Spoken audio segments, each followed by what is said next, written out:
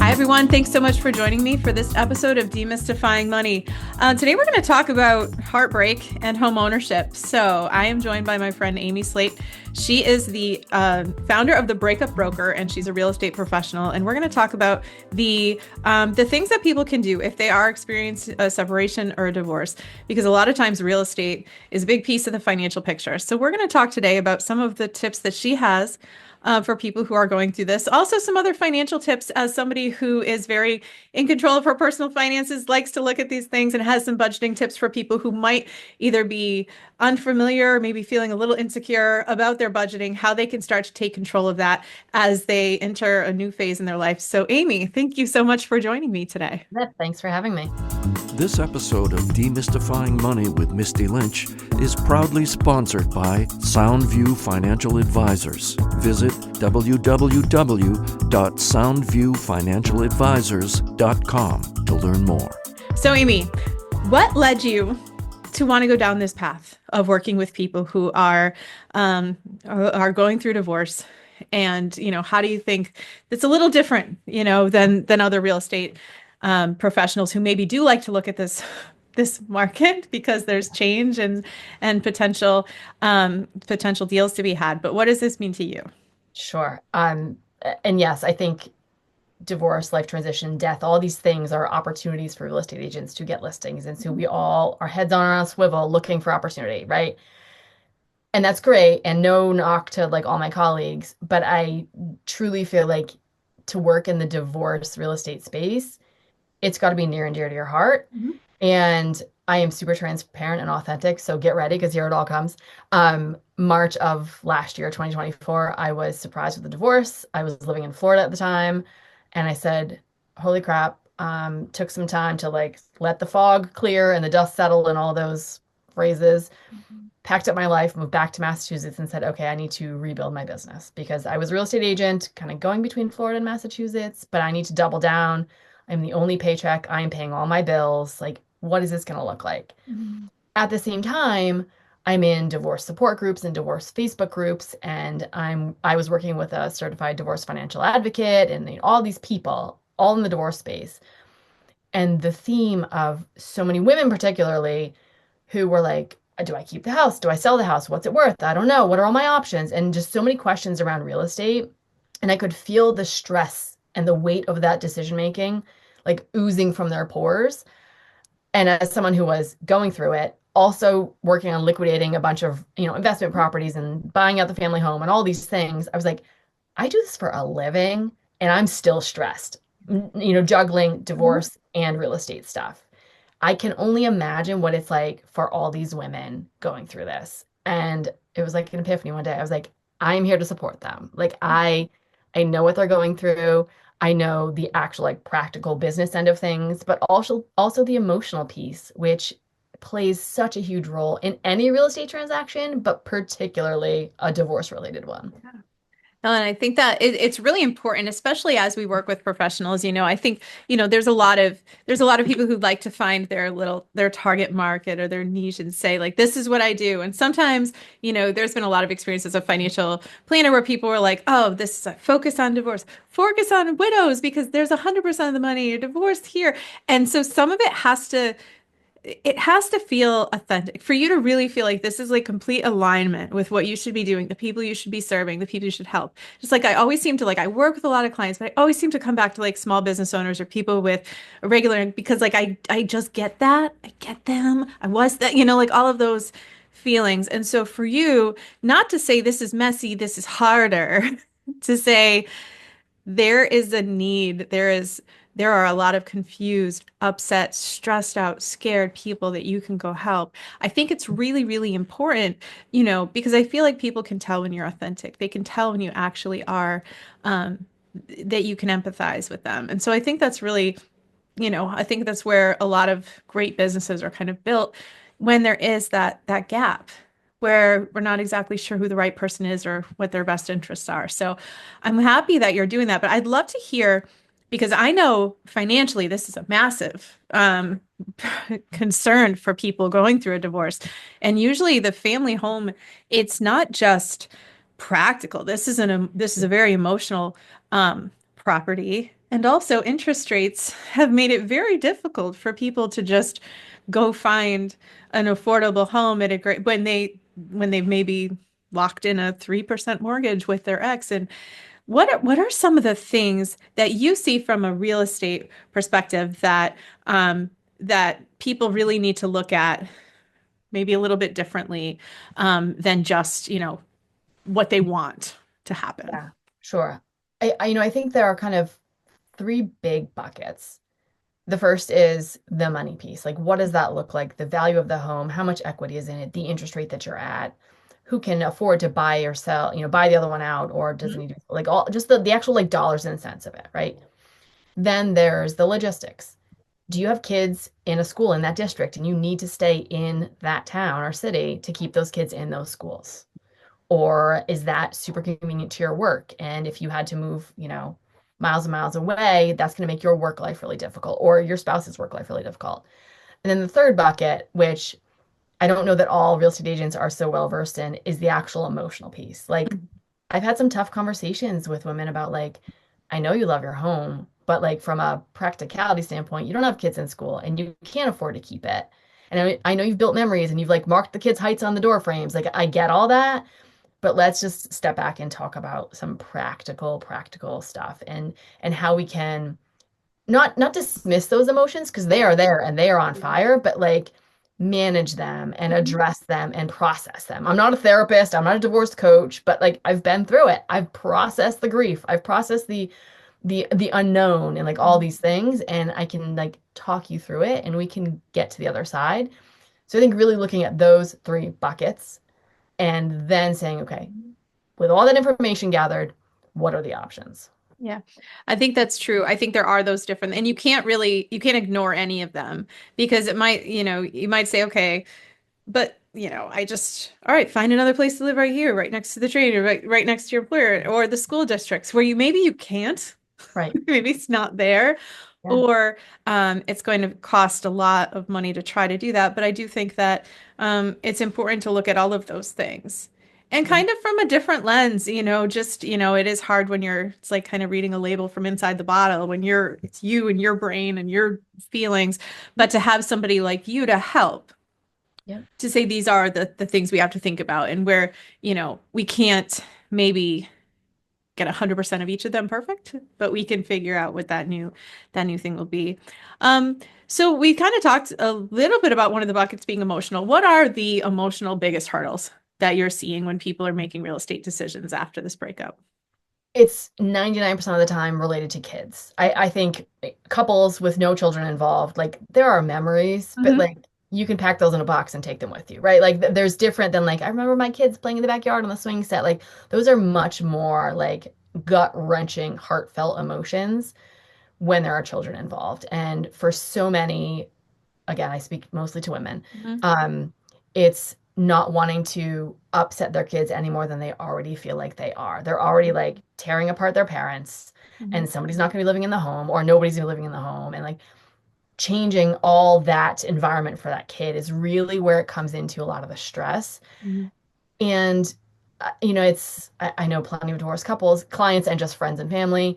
And there is a light at the end of the tunnel. There's a way to get Mhm. past it. And it's about building new memories, right? I mean, let's pretend you're not getting a divorce. You just decided like this house is too small. We're moving to a new house. You're gonna leave those memories behind. Mhm. It's almost gonna be a little bit easier, but you're still gonna do it. It's just that this was a choice forced upon you as opposed to a choice you made.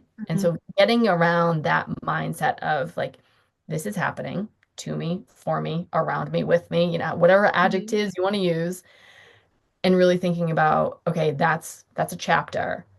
What's my next chapter going to look like? And how do I make it just as Mhm. amazing for my kids, if that's the case, or for myself if I don't have kids?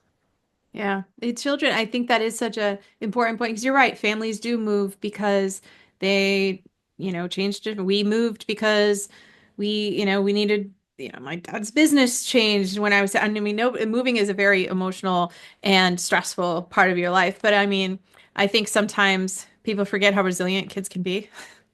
Yeah. And so also trying to minimize anybody's emotions. Like we can't in general control how people feel, period. We'd like to think we can, and we'd like to really, really try. But sometimes, when it is a matter of trying to figure out big financial decisions and emotional ones, like there's a risk and reward for everything. If you try to stay in the family home to preserve memories, but you can't afford it, then you might either have to work longer, you might have to sacrifice, you might not do the vacations, you might not be able to do the things that you want to do for your kids because you financially can't afford it anymore. We have to look at both sides. We have to look at both sides of those things. It can be very difficult, but I think it's really important to kind of work through that with clients to see, okay, what is the worst case scenario here? And, how can we try to make a good life? That Yeah. now doesn't mean we're going to eventually our kids are going to be financially responsible for us because we've never saved anything. We have Right. nothing Yeah. but the house. It's huge. And It's a I really think scary thing. another kind of not popular in the real estate agent world is like sometimes it's okay to go rent an apartment, Mhm. Yeah, and I get paid when someone buys or sells a home. sure. But for the fact that I'm giving advice, like Hmm. based on your situation and what I know of everything happening, like I think you should go rent for a year. I Yeah. don't make anything off that, but I believe in doing what is best for Mhm. them. And if that's getting an apartment and getting your life back together and then figuring out your next move, then that's what we're going to recommend. It's not always like sell this big monstrosity and go buy a new little cape down the Mhm. street so I get two commissions. Like it's not Yeah. that. It's really what is best for that client in that point in their life. Yeah, no, and I think that's something, for me as a certified financial planner, we're fiduciaries. We have to make decisions that are best interest of the client. Sometimes the client could be sitting on like a pile of money that could be invested, which would make more money for me and the firm. But also sometimes the right thing is for that person to have a big heavy savings account ready to go because there's job insecurity, divorce, all these things. And so I Mhm. think it is important that you're looking at it from that perspective because there could be some alternatives that maybe we haven't thought of, like renting. Maybe you could see how you feel about this location before you actually buy here. Or maybe it means that you have a lot nicer place in the town or the location you want Mhm. without having to wait for the perfect time to buy or buying at the top of your budget or the market. So looking at everything and thinking about, okay, maybe you liked being a homeowner, doesn't mean you won't be ever again, but maybe it's a matter of waiting for the right places and things like that because it's harder. Some people think you just buy a property and then you sell it and you make a profit. And I feel like that can be, home ownership can be very expensive, especially if you're just going to be owning a home by yourself. And maybe you don't, maybe you'd have to pay a lot for maintenance or Yeah. things that you weren't doing for the whole. I have a widow I talked to today, and she was thinking about her budget and she was thinking about yard work and snow removal. Yeah, we've got to add in some money for here because this is something Yeah. that we have to do. So I like that you're thinking about that. And I think that it's important to not always think about like your best interests. Think about our client's best interests. And I think that usually that ends up becoming, usually we find some common because eventually we can, figure out what's right. But it's so important. I want to I know from my perspective, but from yours, when somebody's newly separated, how do they begin to kind of separate or assess the assets, like what they could sell, what they should be doing and what they should look at, especially if this isn't necessarily their part of the relationship. Yeah. It's I always trust the professionals, right? I am savvy and smart and it was my part of the relationship and there still were so many parts and pieces that I was like, what is happening? So in theory, I always recommend like getting a just quality attorney who can walk you through and help you understand your assets. And depending on your financial picture, like there's these, I have one, a certified divorce financial advocate whose Mhm. job is really to like drill down on the assets and the equitable distribution and are there stock options and RSUs involved and all these things Mhm. that I can Google and ChatGPT all day long, but at the end of the day, it's not what I do for a living. Mhm. And so really bringing in a professional that can help you on those pieces, but also taking the time to get your head around like, what are all the accounts? What are the balances? What's the outgoing? Like if that's not something if you weren't paying the bills and you were just like, I trust him, he's doing it. Take some time and familiarize yourself. And it sucks because you're already like a ball of nerves and stress and you're doing Mhm. all this paperwork and talking to attorneys and all this, but the more knowledge you have, the more powerful you're going to be going into it and coming out of it on the backside. Is that, that kind of leads me to the next question about some of the common mistakes that people make early post breakup, not just housing, but in general. Like, what are some of those decisions that people make? And is it also usually based on a lack of understanding and knowledge? I think it's a lack of knowledge. I think it's emotional, and I think it's misguided trust. Mhm. I'm just as guilty. In the beginning, it was, we don't need attorneys. We can be amicable. This is all going to work out. Let me tell you, it was not amicable and it is still not working out. Like there, you know what I mean? Like there's just things that got uncovered. And there was a moment of like, oh yeah, I just want to breathe. Let's just make this easy. Let's just get done. And then like assets I didn't know about were uncovered. And I think don't I don't want to say don't trust your spouse who's soon to be your ex-spouse, but Mhm. don't trust them. At this point, like once that decision is made, you are looking out for yourself, number one, and don't take the first offer on the table. I think we were talking about someone, Mhm. the ex soon to be ex-spouse was like, here's $50,000. I'll buy you out of the house. That's worth $1 million. Like those numbers don't make sense. And Yeah. so I think not jumping at something just to have it done. Like Yeah. there's such there's so many moments. I've had so many moments of like, I just want to be done. I just want to be done. And fine, like I'll take whatever. But no, I deserve so much more. And Yeah. so many women have worked so hard to build these lives, and they've done so much so that their spouse could work these C-suite jobs and build these empires, and to then just be like, here's 50,000, have a nice life, Yeah. you Yeah. know? No, and I think it's true, and I see it in business and stuff too. As far as negotiations are concerned, usually the most patient person wins. And I think that that is something that a lot of times in breakups, it's pressure. Oh, the kids are so upset. Everybody is so upset. You're making this hard, or you should do this. And I think that that is, some of the things that I've just heard that sound pretty manipulative, but also it's effective to go to somebody and be like, you're causing so much pain to everybody else. And so it can be difficult for people to say, well, yeah, and keep moving forward. That's where those third parties, those, planners, lawyers, advocates and stuff can be helpful because it is, I mean, a lot of times in some breakups, there's some emotional and manipulation going on, period. So, and it can be very difficult to see that. But I think a lot of times, wanting it to be done, men or women, is a huge, motivator because yes, you want to move on with your life.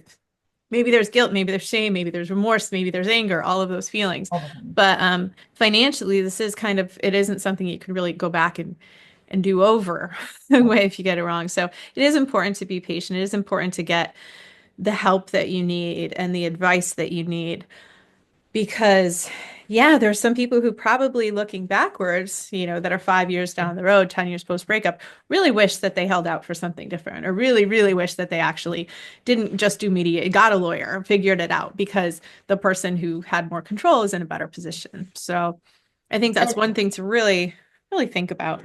and please know, I'm not of the like, I'm gonna take them to the cleaners mindset. Like, let's No, just be it's fair fair. and equitable. Like, what is fair Yeah. and equitable?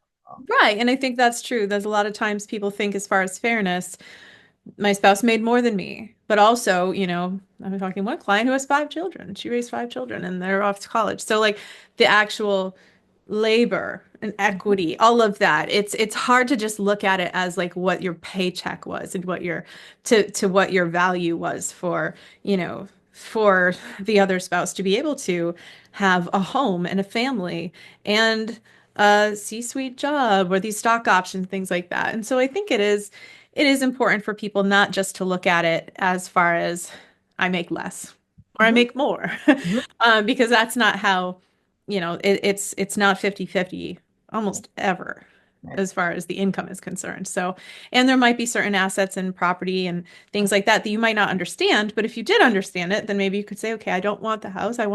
I'll take that or Mhm. figure out a way to make it fair. It's really just about kind of fairness Yeah. at the end. But um, how do you help clients? Okay, so say somebody has decided that like selling the home it has to happen or it wants to happen. What are some ways that you can help clients like negotiate, like navigate the nostalgia and the grief and things like that, um, if they're stuck in it? Yeah. So, I mean, everyone's different, but kind of the two main ways are just letting them talk it through. Like sometimes it's just like sitting in the house and having them give you a really lengthy tour and pointing out all the things and just like tell the story so they can feel like they're sharing this information. It's not just all kept in their in their minds and their hearts. Sharing with somebody puts it out there into the universe. So it exists almost. It's not just in this house, it exists out in the world now. But there are some cases that are really tough where, there are women who are like, I literally don't have the constitution to sit in this room and pack up my kids' toys. I can't do it.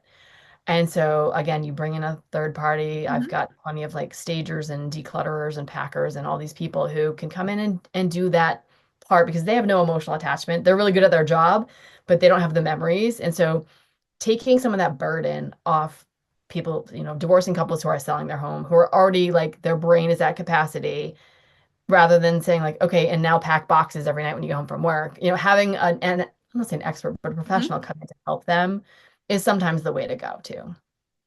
As a from a real estate agent perspective, do you think there's some things that people should be doing all the time when it comes to the amount of stuff in their home? I'm just thinking of some people who've gone through like losses, like Mhm. tragic, like their fires and things Mhm. like that, where all of a sudden everything like and all the stuff, is there some um are there some bright spots for moving into somewhere brand new and being able to decide what comes with you and So many. what goes? So many. I have so many thoughts about this. The first is I'm a bit of a nutcase. I do a quarterly clean out of my entire place. I've been doing this for years. Every quarter, I go through every drawer, every cabinet, every shelf, everything. And if there's something I haven't thought about, touched, used in a couple quarters, it's getting donated, it's getting sold, it's getting thrown out. So that just minimizes how much stuff. That being said, like I've moved probably 8 times in 15 years because we were buying investment properties and doing like the house hacking, move into it, fix it up, move out of it. Like we're doing that. So I was like always moving. And I'm like, I'm tired of packing all this stuff that I don't need. So that's the first, just stay on top of your stuff. Um, Secondly, like I just totally lost my train Mhm. of thought. Um, just knowing what you have and where it is super helpful. Again, to your point about the fire, like I always joke, I have two cats and I have a collection of Christmas ornaments for my grandmother. And like I always say, anyone who's like in my life, I'm like, if there's a fire, we get the cats and the Christmas ornaments and we're out the door. Like that is all I'm taking with me. And I know exactly where they all are at all times. So that's that. But then pivoting to like your new space. Um, there was something super cathartic, like when I was packing up in Florida to move back to Mhm. Massachusetts. I was really selective. I was like, I've got a U-Haul van and I can only take what can go in that U-Haul van. Right. And so I was going through my whole house, room by room by room by room, and saying, like, this is important to me and that is important to me. And like these random dishes from Target, I don't care about. Those are replaceable. Mhm. So there's that. And then the kind of the next level of that, which I always use my wallpaper as a Mhm. kind of demonstration, being able to create your new space really for you is huge, and building it and saying like that's my choice, right? Like Mhm. because my ex-husband might have wanted just gray walls everywhere, but I really love a little pattern and now I can do that. Mhm. And making those choices for you to create your space and build your new memories there is huge. Yeah. No, I think that's, I love that you're going quarterly through your stuff. I do, I think that I moved as a child. So I'm somebody who went from having a very large, beautiful home until I was about 9 to living in apartments. And so I also have a very skewed idea about like holding on to stuff or getting too attached to stuff. I don't really. More so like my husband is more nostalgic than me by far. Um, but I think like, knowing what you really like. I don't like clutter, maybe because we had small places, so getting like that gives me anxiety. So I feel like for some people, even if you're feeling out of control with everything going on, stress at work, stress in your relationships, getting some getting rid of things sometimes or giving them a new home or a new life can feel, even though it doesn't cost anything.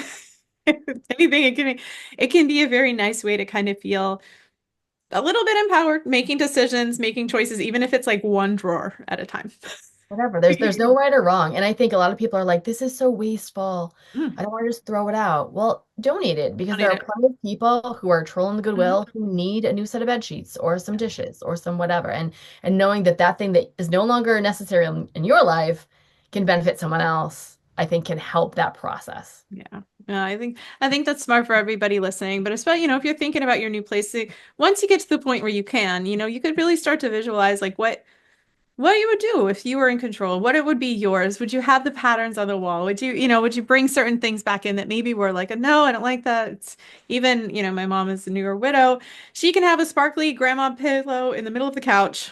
Yep. No one's around to say, no, this is tacky. I don't like this. Yeah. You really Yep. get to, it's difficult, but I do think that sometimes you know, very few times are we able to be exactly us and decide what we love. Yep. I want to go back to real estate though, because financially this is a huge item on the balance sheet. It is a lot of a big part of people's net worth. And I'm curious, what are some of your thoughts and your experience when couples really can't see eye to eye on what to do with a home? And what are some of those, strategic ways that you've worked with people or other professionals to really try to figure out this tough one? Yeah. And I will say along those lines, any divorce or separation, there are two parties, Mhm. right? There's one home potentially, but two parties. Yeah. And even if, it's the wife that called me and said, I need to know what to do about my house, like that the husband is still in these conversations, or the spouse, I should Mhm. say, is still in the conversation. So as an agent, it's super important to make sure everyone is in every conversation, Mhm. because otherwise this like insider trading and like infighting starts happening and people are feeling like, well, she's taking your side or she's not giving all the information. So paramount, always communicate with everybody.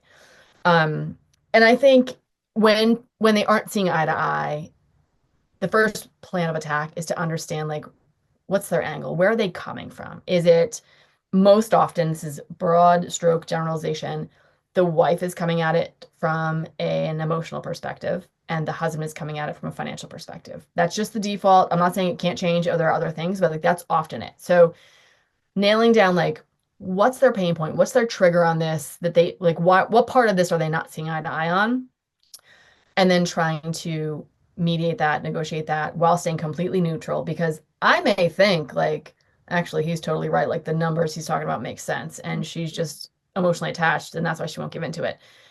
Like I may see one side or the other as making more sense, but at the end of the day, like I'm neutral and I'm just facilitating communication between the parties and helping them share data and share information and try to get to that decision and that point of, okay, we get it now, we're on the same page, yes, this is what we're doing.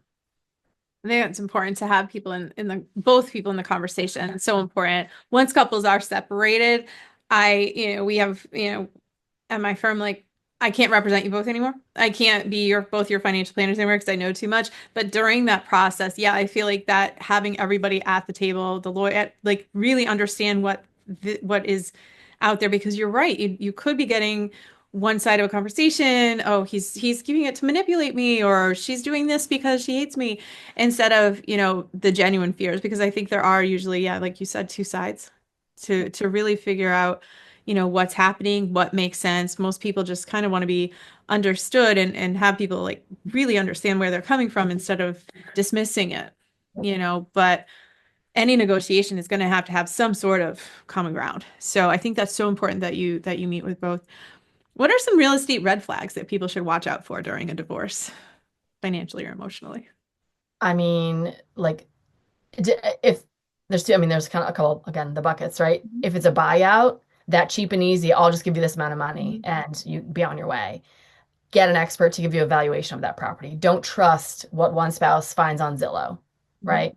Get an expert, whether that's a real estate agent, a third party appraiser, someone to come in, look at your house, because Zillow, for those who don't know, like they're basing their data, or the data they're pulling is square feet, size, number of bedrooms, number of bathrooms, location, what things have sold in the area. They don't know if the house down the street has a beautiful, marble kitchen and yours has linoleum and from Mhm. like the 70s. Like they just don't know that kind of thing. So getting someone with eyes in your actual house, Mhm. to get a true value. So you know what you're negotiating against, right? If one spouse says, "Oh, it's worth 300,000, here's 150, like have a nice life." Mhm. But the reality is it's worth 1 million, you've just Yeah. lost out on Mhm. $350,000. So I think what feels like a quick and easy fix is never actually true. So just having accurate data, accurate dollar Mhm. amounts, professionals who are providing that information is huge.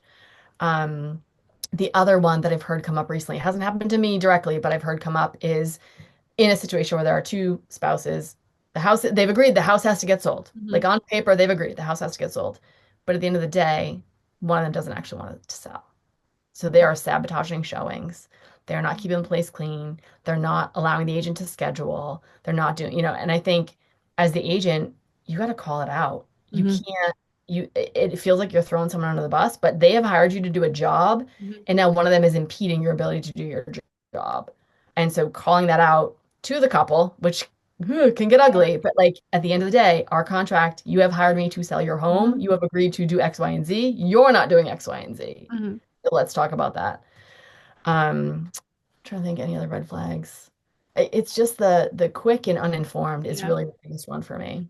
Yeah, I think that, it is obviously our brains are wired to want to avoid pain and find shortcuts, period. So like I think that it's really hard to like pass that up, but it's so important to really do the due diligence, to understand everything that's going on, not just try to get it done faster because I've worked with people who are on the other side of this. I've worked with women who are able now to buy their own home maybe a year, 2 years outside of this.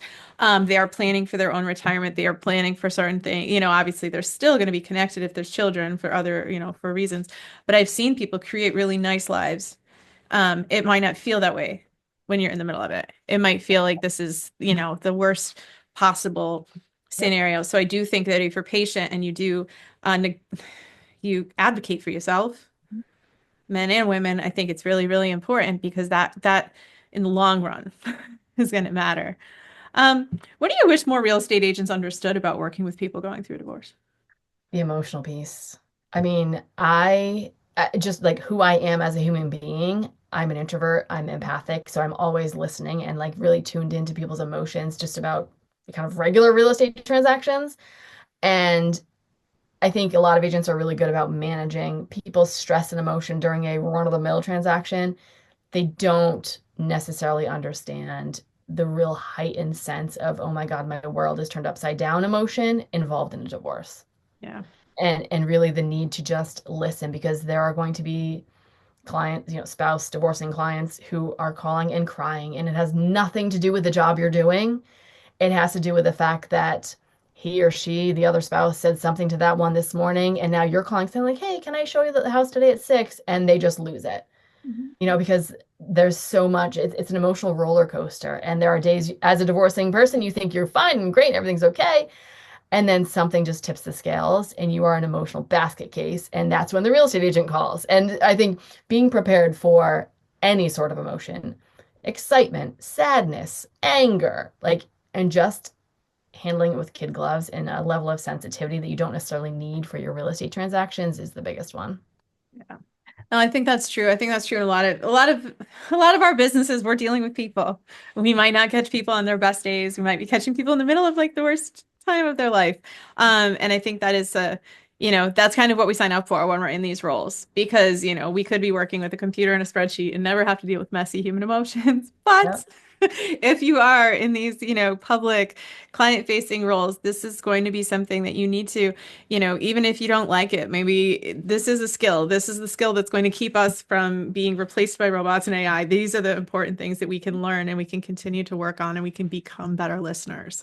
And we can think about more creative ways, better questions to ask to get to the root of it if we see that people, another thing I wanted to ask is like, what do you do when you see people who feel stuck, people who are afraid to make any decisions about housing or anything to move forward because they feel overwhelmed? What are some of the ways that you help people take control of that when it comes to their finances? Yeah, I mean, it's a lot about not rushing them and not pressuring them. And I get there's moving slowly and then there's not moving at all. And so we need to keep moving forward, but it can be slow. There's Mhm. no, I mean, unless you can't make next month's mortgage payment for whatever reason, like we can take a Mhm. pause and we can talk this through. And I am here to listen and talk and sympathize and, play it all out and just not making them feel rushed. And I also think taking as much of the burden off of them as you can. There's a study that I can't quote, I don't know where it came from, but I read it recently that women particularly during divorce, their cognitive ability is diminished. Like they literally are not firing on all cylinders because Mhm. of the like traumatic stuff happening. And so you're already kind of like not at 100%. And now I'm like, okay, so if you could sign this and pack your boxes and clean the house, and, da, da, da. And so like any of that stuff that I can take away, I can't take away your sadness necessarily about having to give up this home, but I can help you pack and I can get a cleaner in there and Mhm. I can do a lot of the things that are just too much for you right now. And so I think really being tuned into not even waiting for the person to ask because they don't even know what they need Yeah. necessarily, but Mhm. just offering it up and saying, listen, I've got a great cleaner. She'll be in here on Tuesday. She'll take care of everything. You don't need to worry about it. Yeah, You know? it's good. It's true. And I think I've read books about people who are going through, who are grieving, going through stress, things like that. And you're right about the mental capacity because we have enough space in our brain to do certain things all day long. The things that are on autopilot, like brushing our teeth, getting our ride to work, all of those things. And then you don't get more mental capacity when you're going through a divorce or if a loved one is ill. Like you don't, you have to break it up and certain things then will start to slide. So I love that you're helping people state, you're kind of anticipating these needs are going to come up, or you're thinking ahead about, okay, well, now we have to make sure we do this. We can help with that before, instead of just blindly being like, how can I help? Because no one knows. They don't exactly know what they need. So I think that's such an important thing to think about. And finally, I want to talk about because you mentioned going through this yourself, and I know that you're a financially literate person. You're somebody who's explored the FIRE movement, the financial independence, retire early, all of these things. So, and you mentioned, budget. So I'm curious if you'll talk about some of the things that you've done for yourself, for your own financial planning, your own empowerment there, as somebody going through a divorce, that maybe some other people listening can hear and really understand that that might be something that can help them too. Yeah. You really have to get a handle on your numbers, your incoming and your outgoing, and what does it look like every month? Because I my ex-husband did very well. I didn't have to worry about, oh, I made 3 trips to Target this week. I didn't, right? And now I've got rent and I've got my student loan payments and like I have all these things that are coming out of a limited amount of money in a smaller bucket than what it was when I was married. And just having a handle on how much did I spend at Starbucks last month? Because that's my weakness and maybe I need to dial it back.